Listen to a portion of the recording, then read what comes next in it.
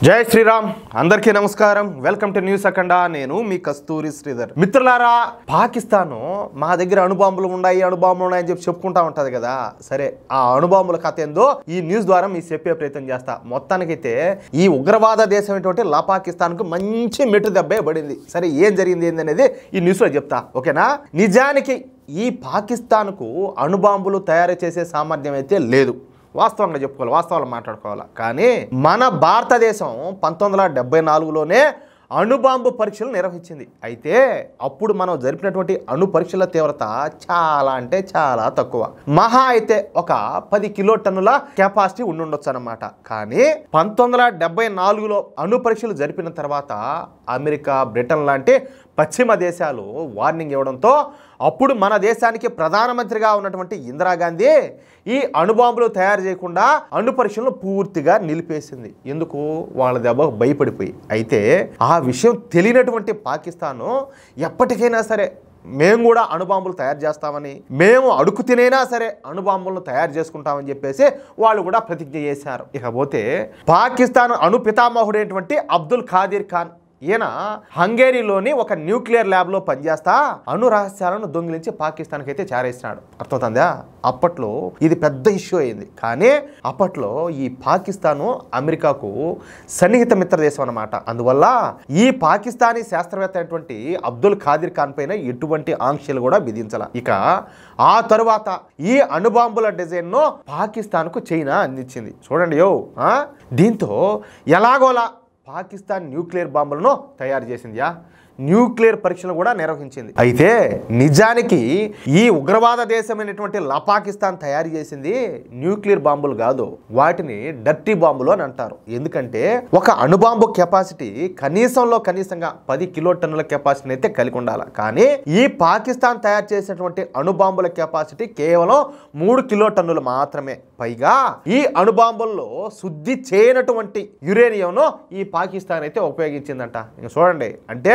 ఈ అణుబాంబు తీవ్రత చాలా తక్కువగా ఉంటుంది ఎలాగైతేనేమి పాకిస్తాన్ మొత్తానికి ముక్కి మూలిగే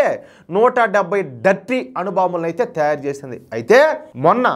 మన భారతీయ సేనలు ఖైరానా పర్వతాలలో చేసినటువంటి దాడుల్లో పాకిస్తాన్ కు చెందినటువంటి అణుస్థావరం కూడా ఉందంట మన భారత సేనలు ప్రయోగించినటువంటి ఒకే ఒక మిస్సైల్ తో ఈ పాకిస్తాన్ యొక్క అణుస్థావరం చిన్నాభిన్నం అయిపోయిందంట ఇక ఈ దెబ్బతో పాకిస్తాన్ బెదిరిపోయి అమెరికా సాయం కోరింది ఆపరేషన్ సింధూర్ అర్ధాంతరంగా ఆగిపోవడానికి కారణం కూడా ఆల్మోస్ట్ ఇదే దీంతో ప్రపంచ దేశాలకు పాకిస్తాన్లో ఉన్నటువంటి ఈ అణుబాంబుల భద్రత మీద అనేక అనుమానాలు వస్తున్నాయి ఒక్క మిసైల్కే పాకిస్తాన్లోని అణు కేంద్రం దెబ్బతిన్నది అంటే పాకిస్తాన్లోని అణుబాంబులకు సరైన భద్రత లేదని చెప్పేసి క్లియర్ కట్గా అర్థమైపోతుంది దీంతో అగ్రరాజ్యాలు అయినటువంటి అమెరికా బ్రిటన్ ఫ్రాన్స్ లాంటి దేశాలు ఇప్పుడు భయపడిపోతున్నాయి ఈ డర్టీ అణుబాంబులు పాకిస్తాన్ వద్ద ఉండడం శ్రేయస్కరం కాదని చెప్పేసి ఈ దేశాలన్నీ భావిస్తున్నాయి పాకిస్తాను ఒక తీవ్రవాద దేశం తెలిసిందే కదా ప్రపంచం అంతా తెలుసు ఆ విషయం ఈ పాకిస్తాన్ దేశంలో మొత్తంగా 50,000 మంది వరకు తీవ్రవాదులు జిహాదీగాళ్ళంతా ఉంటారని చెప్పేసి ఒక అంచనా అన్నమాట వాళ్ళు ఎప్పుడైనా సరే ఈ పాకిస్తాన్ మీద దాడి చేసి ఈ న్యూక్లియర్ బాంబులను ఎత్తుకుపోవచ్చు అని చెప్పేసి పశ్చిమ దేశాలన్నీ కూడా భయపడిపోతున్నాయి చెప్పాలంటే వాళ్ళ మీద దాడులు చేసి ఎత్తుకోబోవాలనే అవసరం వచ్చే ఈ పాకిస్తాన్ ఆర్మీనే వాళ్ళకి అందిస్తుంది ఎందుకంటే వీళ్ళు చేసేది ఉగ్రవాదమే వాళ్ళు చేసేది ఉగ్రవాదమే కాదంటే వాళ్ళు పోలీసుల డ్రెస్సులు ఆర్మీ డ్రెస్సులు వేసుకుంటారు వీళ్ళు ఆ డ్రెస్సులు ఏమీ ఉండవు అది ఒకటే తేడా అంతే కానీ అందరూ ఉగ్రవాదులే మొన్న బయటపడిపోయింది కదా మన వాళ్ళు ఆపరేషన్ సింధూర్లో భాగంగా పాకిస్తాన్ అయితే దున్నేశారు ఈ క్రమంలో ఏంటంటే కొంతమంది ఈ పాకిస్తాన్ ఉగ్రవాదులు కుక్క సాగు తెచ్చారు వాళ్ళ అంత్యక్రియల్లో పాకిస్తాన్ ఆర్మీ అధికారులు కూడా పాల్గొన్నారు అంటే ఏంది ఏంలా యూనిఫామ్ ఒకటే తేడా అందరూ ఉగ్రవాదం ఉండకూడదులే అది అందుకే ఈ పాకిస్తాన్లోని అణుబాంబులను అంతర్జాతీయ అణుశక్తి సంస్థకు అప్పగించాలని చెప్పేసి అమెరికా బ్రిటన్ ఫ్రాన్స్ దేశాలు ఇప్పుడిప్పుడే పాకిస్తాన్ మీద ఒత్తిడి తీసుకొని వస్తాయంట ఎలా పేల్తాయో కూడా తెలియదు అసలు పేల్తాయో లేదో కూడా తెలియదు పేలినా ఎక్కడ పేల్తాయో తెలియనటువంటి ఈ డర్టీ బాంబులను స్వాధీనం చేసుకోవడానికి ఇప్పుడిప్పుడే ఈ పశ్చిమ దేశాలన్నీ కూడా ప్రణాళికలను అయితే రూపొందిస్తున్నాయి అంటే